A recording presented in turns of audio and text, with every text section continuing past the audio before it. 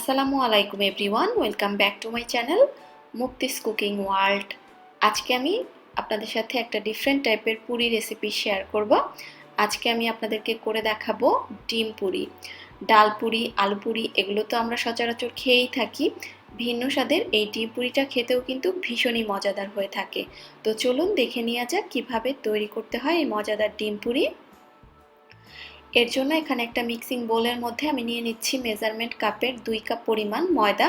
চেষ্টা করবেন ময়দাটাই ব্যবহার করার জন্য। এখন এর মধ্যে আমি দিয়ে দিচ্ছি স্বাদমতো কিছুটা লবণ, আর দিয়ে দিচ্ছি এখানে আমি 3 টেবিল চামচ পরিমাণ রান্নার রেগুলার তেল। এবার সবকিছু একত্রে হাত দিয়ে খুব ভালোভাবে মিশিয়ে নিতে হবে।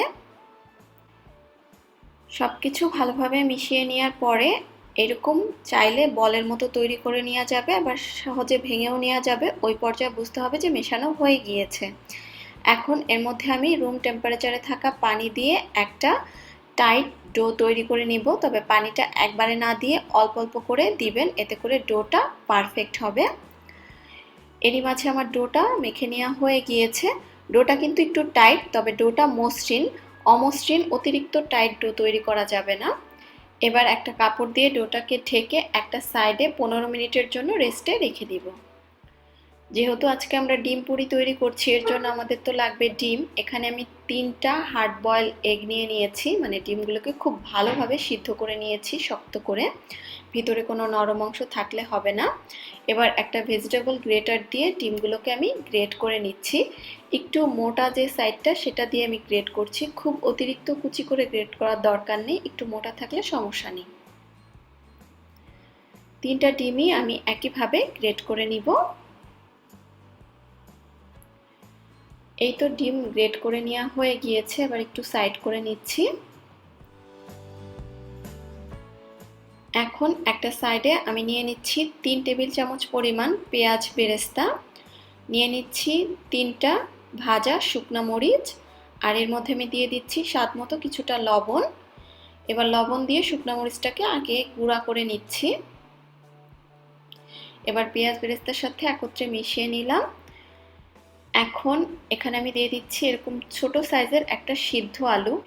এখানে আমি আলুটা ব্যবহার করছি বাইন্ডিং এর জন্য, তবে যদি কেউ মনে করেন আলু ব্যবহার করবেন না, শুধু ডিম দিয়ে পুরটা তৈরি করবেন, সেটাও করতে পারবেন।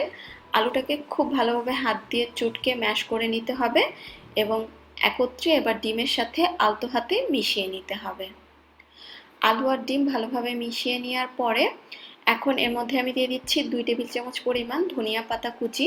তবে এটা অপশনাল, হাতের কাছে না থাকলে না দিলেও হবে, দিলে ফ্লেভারটা ভালো আসে, এই জন্যই দিলাম। সব কিছু মেখে নেওয়ার পরে আমার পুরটা কিন্তু রেডি হয়ে গিয়েছে। এবার চলে যাব পুরি তৈরি করতে। আর এরই মাঝে আমরা যে ডোটা রেডি করে রেখেছিলাম সেটাও সুন্দরভাবে সেট হয়ে গিয়েছে। এবার আমি পুরি তৈরি করে নিব। ডোটাকে প্রথমে আমি মিনিট খানিক আবারও একটু মথে নিব, এতে করে ডোটা আর একটু সফট হয়ে যাবে। আর ডোটা সেট হওয়ার পরে কিন্তু আরও কিছুটা সফট হয়ে গিয়েছে। এবার পুরি তৈরি করার জন্য আমি ডো থেকে ছোট একটা লেচি কেটে নিচ্ছি। আপনার পছন্দ মতো পুরির সাইজটা আপনারা চাইলে ছোট বড় করে নিতে পারবেন। বাকি ডোটা সরিয়ে রাখছি এবং অবশ্যই ঢেকে রাখতে হবে যাতে উপরটা ড্রাই আউট না হয়। এখন এই অংশটাকে আমি হাত দিয়ে এভাবে একটু ঘুরিয়ে ঘুরিয়ে মাঝখানটাকে একটু গর্তর মতো করে নিচ্ছি। এখন আমি যে পুরটা রেডি করে রেখেছিলাম ডিমের, সেই পুরটা কিছুটা নিয়ে নিচ্ছি। এখন পুরটা আমি মাঝখানে দিয়ে দিচ্ছি এবং সাইডগুলো ভালোভাবে তুলে সিল করে দিচ্ছি যাতে করে পুরটা কোনোভাবেই বের হয়ে আসতে না পারে। এখন আমি পুরিটাকে বেলে নিব। আর পুরি বেলার সময় কখনোই অতিরিক্ত পাতলা করে বেলবেন না, তাহলে কিন্তু পুরি ভাজার পরে খুব সহজেই নেতিয়ে যায়। পুরি কিন্তু একটু মোটা করে বেলতে হয়। এই তো আমার পুরিটা বেলে নেওয়া হয়ে গিয়েছে।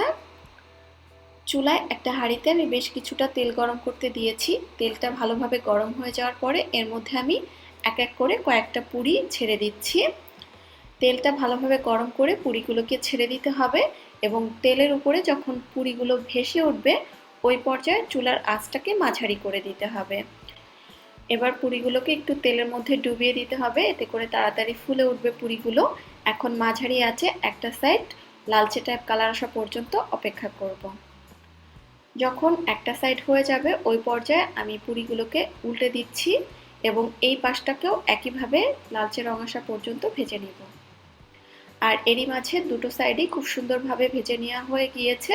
এবার তেল থেকে আমি তুলে নিচ্ছি। আর এরই মাঝে তৈরি হয়ে গেল আমার গরম গরম ফুলকো ফুলকো ভিন্ন স্বাদের ডিম পুরি। আমি আপনাদেরকে একটা পুরি একটু ভেঙে দেখাচ্ছি যে ভিতরটা কেমন হয়েছে। দেখেই নিশ্চয়ই বুঝতে পারছেন যেটা কতটা ক্রিস্পি হয়েছে এবং ভিতরটা দেখেন কতটা সুন্দর হয়েছে, পুরটা সব জায়গায় সমানভাবে ছড়িয়ে পড়েছে। যারা কখনো এই ডিম পুরিটা ট্রাই করেনি তারা ট্রাই করে দেখতে পারেন, ইনশাআল্লাহ আপনাদের কাছে ভালো লাগবে। আশা করছি আপনাদের কাছে আমার আজকের এই রেসিপিটা ভালো লেগেছে। ভালো লাগলে ভিডিওটাতে একটা লাইক দিবেন এবং চ্যানেলটি সাবস্ক্রাইব করে পাশেই থাকবেন। আজকের মতো তাহলে এখানেই বিদায় নিচ্ছি। আল্লাহ হাফেজ।